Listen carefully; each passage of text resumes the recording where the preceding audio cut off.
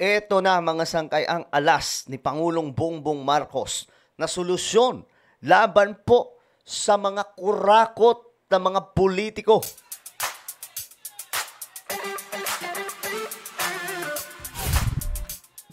So, ang kinagandahan talaga ngayon, no, hindi lamang po mga sangkay siniwalat ni BBM yung korupsyon na ito at ngayon ipapakulong mga sangkay yung mga kontratista, mga involved na mga opisyal ng DPWH at maging yung mga mambabatas na involved.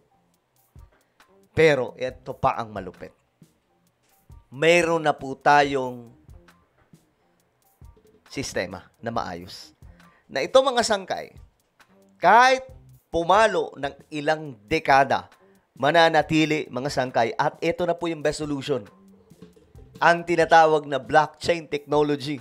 Nako, sobrang lupit nito mga sangkay dahil nga po, kahit singkong duling, kung mayroon mang singkong duling, no? Kahit po pera na maliit na halaga mga sangkay, makikita mula po sa paglalabas hanggang sa paggamit ng kaperahan mula po sa gobyerno. Sa madaling sabi, malabo na po makapagnakaw dito. At kung susubukan nila magnakaw, makikita po sa blockchain technology. Ngayon, mga sangkay, pag-uusapan po natin yan dahil excited ako. Anyway, bago tayo magtuloy-tuloy, congratulations sa ating lahat. Tayo na po ay malapit na makarating sa 2 million subscribers. Dahil nakarating na nga po tayo sa 1.57 million subscribers. Kaya naman, kung ikaw ay hindi pa po nakakapag-subscribe at gusto mong mapabilang sa dumaraming mga solid sangkay, makikita nyo po yung subscribe button sa baba ng video na to. I-click nyo lamang po yung subscribe, i-click ang bell, at i-click nyo po yung all. Sa mga nanonood po sa Facebook, i-follow nyo po yung ating Facebook page. Okay. Ito na nga po. Diretso po tayo. Lawmakers push for blockchaining the national budget. Ito, ganda po na ito mga sangkay. Alam niyo yung mga nagsusulong po na ito? Yung mga tao lamang pong talagang totoong public servant. Pero yung mga ayaw po nito, alam nyo ng mga buhaya yan, mga sangkay.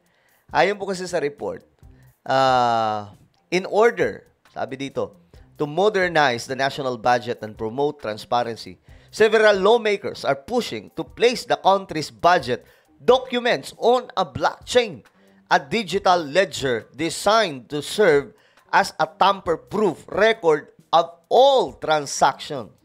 Galing, no? Ang nagsusulong nga po nitong senador ay si Senator Bam Aquino.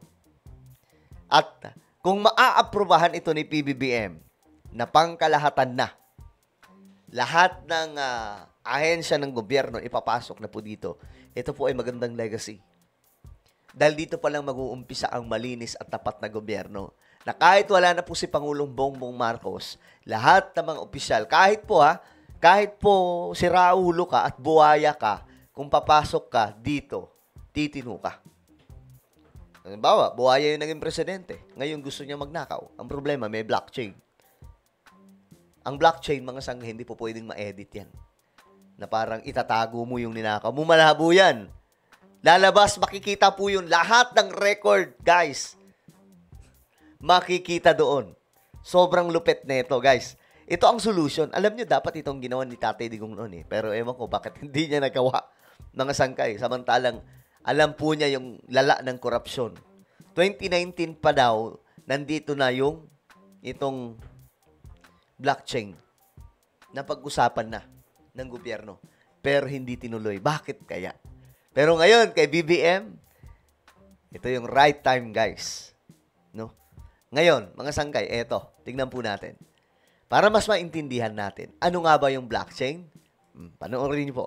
General Appropriations Act. Ang sagot ko po sa kanya ay hindi naman kailangan kita po natin ng epekto pagka ipinakita natin sa mamamayan ang mga transaksyon ng gobyerno. Yan ang kinagandahan, guys. Kasi malalaman na po ng sambayanan kung ano yung mga transaksyon ng ating pamahalaan.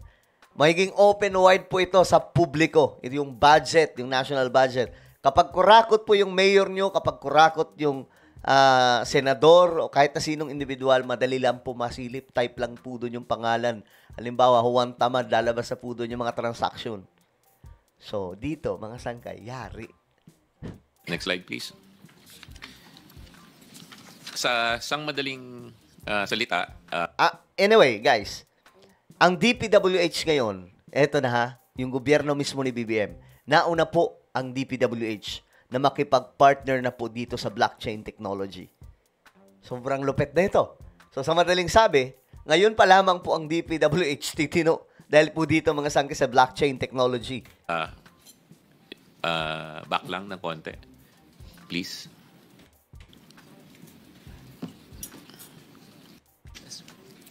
My work is... Okay, wait lang. Mayroon pong palatastas. Pero ayun na nga po mga sangkay. Ito po yung magiging ano talaga ni BBM, legacy. Kasi imagine niyo mga sangkay. Ngayon pa lamang po titino ang buong gobyerno starting no sa administrasyon ni PBBM. Hindi lamang po siya basta nagsiwalat kundi ngayon pinapatino po talaga niya yung pamahalaan. Sayang no, dapat nagawa ito ni Tatay Digong Kaso ngayon pa lamang po mangyayari, no? At ang nakakatuwa dito, may mga lawmakers na gusto po ito, mga sangkay, yung mga hindi po buhaya na mga mambabatas. Yung previous slide. Previous slide.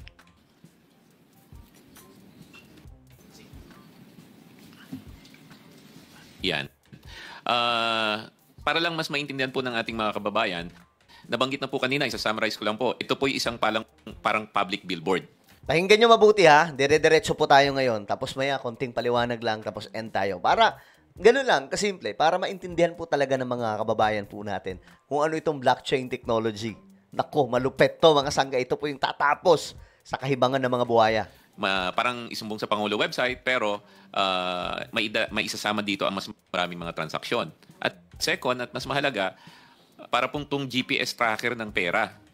So malalaman nyo mula sa GAA hanggang sa disbursement. Ang kagandahan po nito kung papalarin tayo, pati yung tax na binabayad ng mamamayanan, makikita niya saan pumupunta yung tax niya, saan na-allocate, saan nagastos. At isa po, ma-access nyo po sa cellphone nyo to.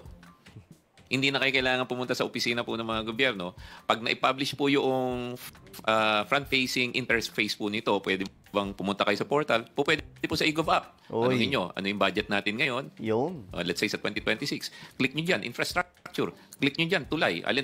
Alimbawa, napadaan po kayo doon sa may karatula, this is where your taxes are going. I-verify nyo po. Magkano siya, ano na yung construction, etc. Galing, no? Isang konkreto pong halimbawa, 10 million pesos na classroom na budget. Maari mong subaybayan kung magkano na yung nadidisperse sa kanya. I-match nyo doon naman sa project po ng DBM na DIME. Yung DIME po is Digital Information Monitoring and Assessment. Makikita nyo po as the building is being constructed. Nasabi nyo pa, Mr. Chair, meron ng satellite imaging. Marami na dyan. So, habang gumagastos siya, nakikita nyo kung nagagawa yung eskwelahan. Yan po isang konkretong halimbawa. Ang lupit. Paano po niya malalabanan ang korupsyon? Ito. Next slide, please. Sa blockchain po, one immutable. Sisimplihan ko na lang po, ano ba ibig sabihin ng immutable? Kung sabi ng mga kababayan natin, wala nang forever, sa blockchain, may forever. Yun. Pag nailagay nyo na po yan sa blockchain, Yun. kung hindi ka man mahuli ngayon, eventually mahuhuli ka rin. Kasi kung may ginawa kang kalokohan, nandyan na yan. Hindi niyan pwedeng burahin. Correct, yan hindi po ang na. tinatawag na immutability. Pangalawa po, very transparent. Ngayon naman po, yung transparency, huwag kayong mag-alala. May mga mekanismo ang blockchain para magkaroon ng privacy. Pag personal information yan, syempre, hindi mo makikita. Pero pagka government transaction at pera, transparent po dapat yan. Di ba po, bawat bidding dapat public? O, di yung public bidding, di ka na kailangan pumunta dun sa bidding mismo, makikita mo na sa blockchain. Yun.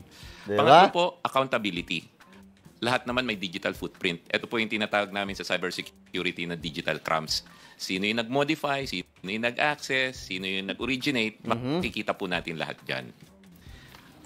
Yung next, ano naman po ang epekto nito sa ordinaryong mamamayan? Ito po, empowerment po. Kayo na po mismo ang susuri ng budget, kung budget, transaction, kung transaction. Hindi na kayo kailangan maghintay ng press release, hindi na rin kayo malilin lang ng fake news. Dekalidad na serbisyo. Pag gumastos halimbawa sa isang gobyerno, ang isang ahensya ng gobyerno para pagpapakain halimbawa sa eskwelahan, nailabas yung pera, dapat makuha nyo kaagad yan. Pag pumila po kayo sa pagpapagawa ng lisensya, pwede nyo na rin pong ilagay sa blockchain para malaman nyo gaano kabilis ang galaw. Yun. Mas mabilis na serbisyo, as I've said, at saka tataas po ang kumpiyansa natin sa gobyerno. Kasi ganoon naman po trust is built when we see each other eye to eye. Di po ba? Correct. Panghuli na lang po na pahinga ko po, dahil po may hearing po tayo ngayon, nandiyan po may libro po akong sinulat, nabigay ko na po sa mga ibang kaibigan natin. Si DICT po, nakipag-ugnayan kami doon sa publisher namin, pwede nyo pong i-download ng libre. Ito po kasi, nakalagay po dyan yung mga blockchain na ginagamit na sa Pilipinas. Hindi po ito bago. 6 years na po ang Pilipinas na may experience dyan. 6 years. Nagagalak po ako, Mr. Chair. Nandito po yung mga kasama ko sa bangko mismo. Bakit importante na bangko? Kasi bawat sistema po sinusuri ng BSP, Bangko Sentral ng Pilipinas. Pagka yung blockchain ginamit mo sa bangko, ang blockchain ay bank grade. Ito po yung pinakamataas na kalidad po ng mga sistema. And yan po yung sinulat ko nung panahon ng pandemic. Dinocument ko lang po lahat ng mga blockchain na ginagamit sa Pilipinas from gaming to stablecoin para malaman nyo na may use case na po na natratak namin ng piso na galing sa mga rural banks papunta sa bangko po namin. At importante po, nagamit na po namin yan sa governance and compliance. At gumanda po yung governance and compliance processes po namin. Galing. So yan po, Mr. Chair. Antabayanan na lang po nyo sa DIC. Okay. So, ganyan po kalupit itong blockchain, mga sangkay.